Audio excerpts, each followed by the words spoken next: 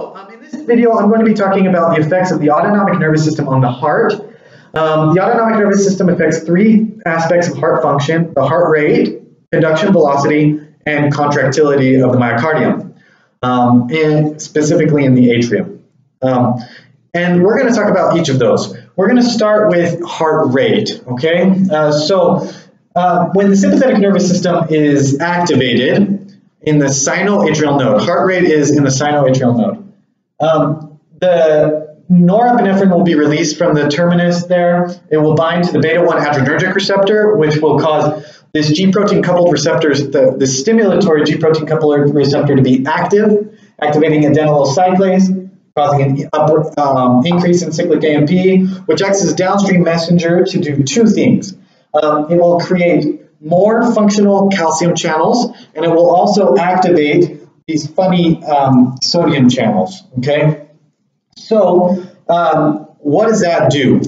Essentially what that does is both calcium and sodium have a gradient that goes from out to in. There's a higher concentration of these two ions outside than in.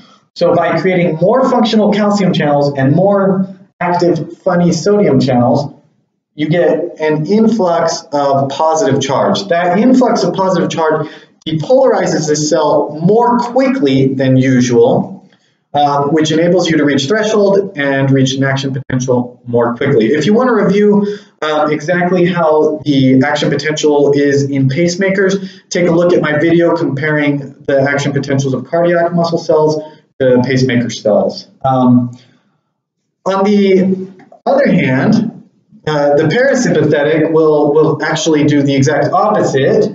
It's going to release acetylcholine, which will bind to a muscarinic receptor, activating this inhibitory G-protein coupled receptor, which will inhibit adenylyl cyclase.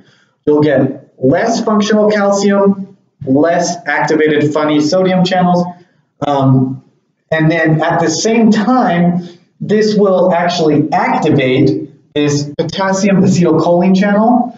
And potassium is going to want to leave the cell. It has a gradient going from inside to out. So it leaves the cell, hyperpolarizing it, just making it take longer to reach threshold. You'll remember that there will always be some level of these funny channels open, so you're going to get that slow depolarization in the sinoatrial node, but it's going to take longer because you got hyperpolarized by this efflux of potassium. And that's how the sympathetic and parasympathetic affect the heart rate by affecting the sinoatrial node. Those are called chronotropic effects. Now, we're going to talk about the dromotropic effects, which are the effects of the sympathetic and parasympathetic nervous systems on this is actually on the AV node, and this is affecting conduction velocity. So it's actually going to be pretty similar, except we're not going to see any action here. So it's not going to affect the funny sodium channels. But it is going to do exactly the same thing that it did for all the rest of it, right? So you're going to get the norepinephrine released, G-protein coupled receptor, adenylyl cyclase, cyclic AMP, more functional calcium, and vice versa.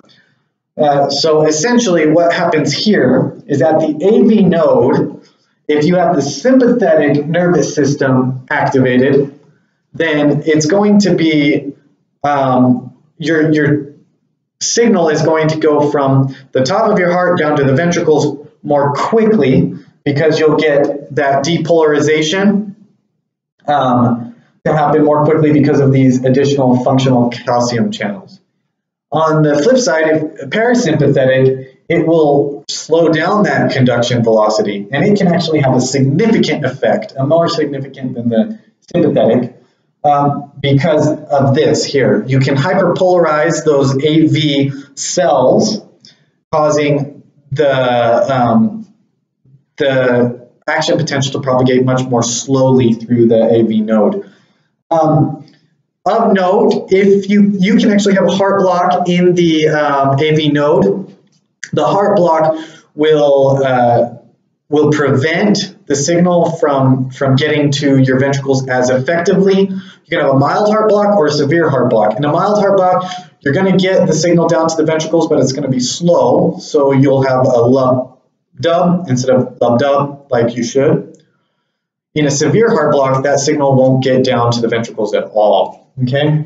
And last of all, let's talk about contractility. In contractility, again, our major player is these functional calcium channels, but the way it works is different. It's not affecting quite as much the action potentials of the cells as the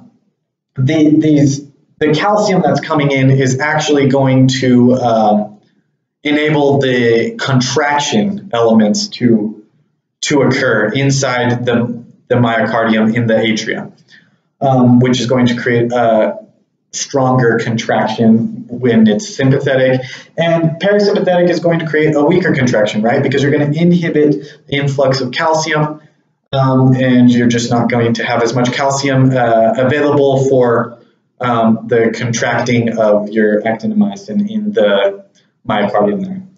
I hope this was helpful in understanding the effects of the autonomic nervous system on the heart.